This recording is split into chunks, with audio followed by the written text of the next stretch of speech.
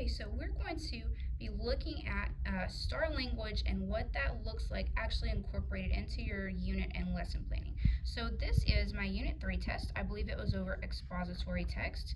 Here's my answer key. And let's go to, this is my first page of questions. And this is a really good example for unit planning because I put down the topic for each TEK and then I wrote down what day I was going to do it. So this question was the basis for my lesson on Tuesday the 5th of whatever month that was that we did that. And then Wednesday's lesson, Thursdays and Fridays. This is a whole week's worth of lesson plans. So let's look at the first question. It says, which organizational method does the author employ? Okay, so let's look back at our TEK. All right, question 1, the TEK is 8.8D, and then you've got the 3 little I's right there. So let's go look at that TEK right here. It says multiple organizational patterns within the text to develop a thesis. Okay, this TEK wants you to be able to understand organizational patterns and how they develop the thesis. Okay, so organizational patterns. So let's go back to our first question. And so I've got written right here multiple organizational patterns. That's our main idea. And when we do this lesson, I want to make sure to incorporate our STEM questions. All right, so this is ELAR STEMS grade 8, and this is our expository unit. And we got new TEKs this year, and so the numberings don't match, so I updated it. So for this TEK, these are the 3 STEM questions, the guiding questions that they are going to want the students to be able to understand, okay?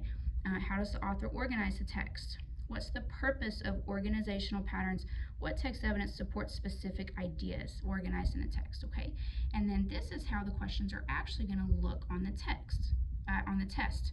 So we've got, how does the author organize the test, all right? So the author organizes this selection by, okay, and it's going to give you a specified example from whatever passage that they're reading on the test, okay? So they need to understand when they see this question, the author organizes the selection by that they are going to be looking for specific organizational patterns. That's what it's asking for. All right, so the reason this is important is because this provides you an opportunity to familiarize your students with test questions every single lesson. All right, so for this first lesson right here on that we did on Tuesday the 5th, and it's about organizational patterns, we had that lesson, and then we went over all the ways that that question could be asked on the actual STAAR test. And that is just about as prepared as you can get your students for taking the STAAR test. I mean, you can't get any more detailed and specific as far as preparation for them. So here is their journal.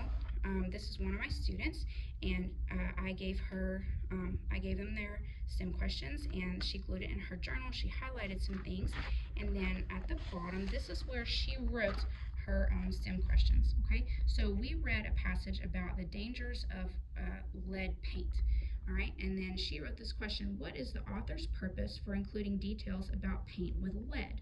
Okay, and then she came up with some answer choices later, but that does not to me sound like an 8th grade level of asking a question. That sounds like a test writer right there.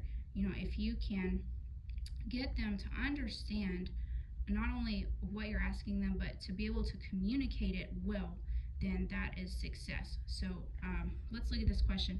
Which words from paragraph 1 help the reader understand what the word sprawl means? Okay, so they are learning not only the content of your lesson, but they're understanding how to communicate back and forth with the test so that they can have that exchange of information and be successful with it. So for every test question on your test, that when they get Unit 3 tests and they look at these, they have, for question number 1, they've had an entire lesson about it, maybe 2 if you retaught. They have talked about different ways it could look on the test, and they have come up with their own questions for it. So they should be pretty prepared when they get to the STAAR test to answer questions about multiple organization patterns. So that is STAAR language in a nutshell, and so that's the end of this section, and then we'll move